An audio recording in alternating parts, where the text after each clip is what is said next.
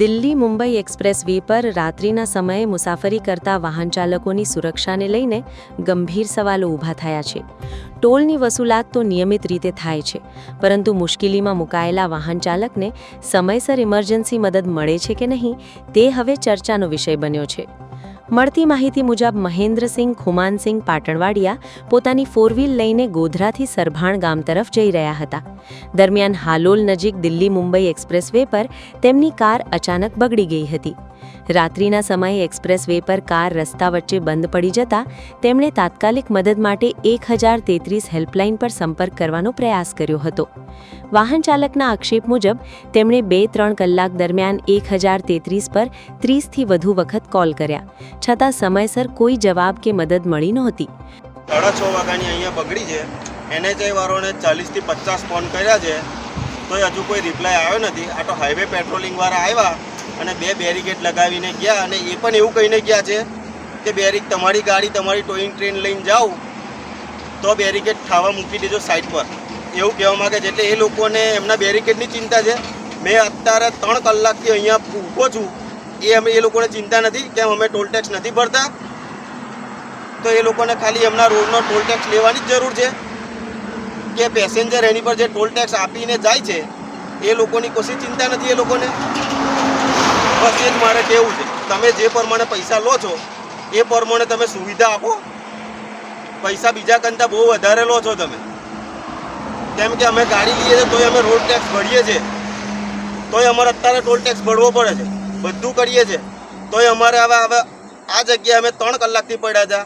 અમારી પાસે પાણી નહોતું, કશું નહોતું. અમે 40થી 50 ફોન કર્યા છે, તોય હજુ એ લોકોએ રિપ્લાય આવેલો નથી. આ તો પેટ્રોલિંગવાળા આવ્યા હતા અને એ લોકોએ અહીંયા આગળ બેરિકેડ મૂકીને ગયા છે 2.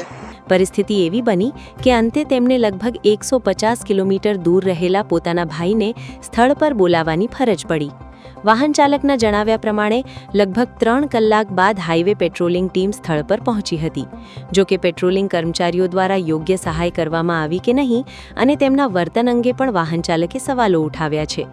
સમગ્ર ઘટનાક્રમના કેટલાક વિડીયો પણ વાહન ચાલકે પોતાના મોબાઈલમાં રેકોર્ડ કર્યા હોવાનું જાણવા મળે છે. આપકી ઓથોરિટી કો 2 घंटे से फोन कर रहे हैं, हाँ आपका अभी कोई भी रिप्लाई आया नहीं है. क्यों? और आप गाड़ी हटाने को बोल रहे हो.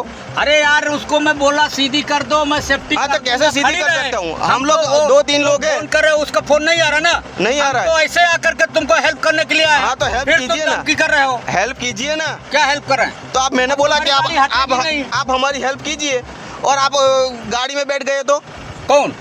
आप अब लोग. तुम जैसा धमकी दे करके बोलो तुम्हारा अथॉरिटी को मैं फोन कर रहा हूँ, कॉल नहीं कर रहा. हाँ तो ऑथोरिटी को बोल रहा हूँ ना मैं. 2.5 घंटे से आपका पूरा कॉल डिटेल है मेरे पास. आपकी ऑथोरिटी का पूरा कॉल डिटेल है मेरे पास. हाँ एक भी रिप्लाई आया नहीं है. एक कॉल से नहीं है. अभी आ जाएगा, अभी थोड़ा देर में आ जाएगा. मैं यहाँ गाड़ी एक्सीडेंट हुई है उसको देख के आता हूँ, उसका कॉल आया हुआ है. हाँ हाँ तो हम लोग अभी रास्ते में बीच तुम्हारी गाड़ी का एक्सीडेंट नहीं हुआ ना. હવે સૌથી મોટો સવાલ એ છે કે જો ઇમરજન્સીની સ્થિતિમાં 1033 હેલ્પલાઇન પર 30થી વધુ વખત કોલ કરવા છતાં કલાકો સુધી મદદ ન મળે તો આ હેલ્પલાઇનની અસરકારકતા કેટલી? રાત્રિના સમયે એક્સપ્રેસ વે પર વાહન બગડે ત્યારે વાહન ચાલકની સુરક્ષાની જવાબદારી કોની? ટોલ વસૂલાતની સાથે હાઈવે પર તાત્કાલિક ઇમરજન્સી સેવા ઉપલબ્ધ કરાવી પણ એટલી જ મહત્વપૂર્ણ છે. આ સમગ્ર મામલે સંબંધિત હાઈવે ઓથોરિટી અને સંચાલક એજન્સીએ 1033 પર થયેલા કોલનો રેકોર્ડ તપાસવો જોઈએ અને મદદ પહોંચવામાં વિલંબ કેમ થયો તેની સ્પષ્ટતા કરવી જોઈએ. કારણ કે વાહન ચાલકોનો સવાલ સીધો છે, એક્સપ્રેસ વે પર રાત્રે ગાડી બગડે તો 1033ને કોલ કરવો કે પછી 150 કિલોમીટર દૂરથી પોતાના સગાને બોલાવવો? હવે આ ગંભીર સવાલનો જવાબ સંબંધિત તંત્ર ક્યારે આપે છે તેના પર સૌની નજર છે. YouTube પર K&K મીડિયા નેટવર્કને સબસ્ક્રાઇબ કરો, Facebook અને Instagram પર ફોલો કરો અને દરેક પોસ્ટને લાઇક અને શેર કરવાનું ભૂલશો નહીં.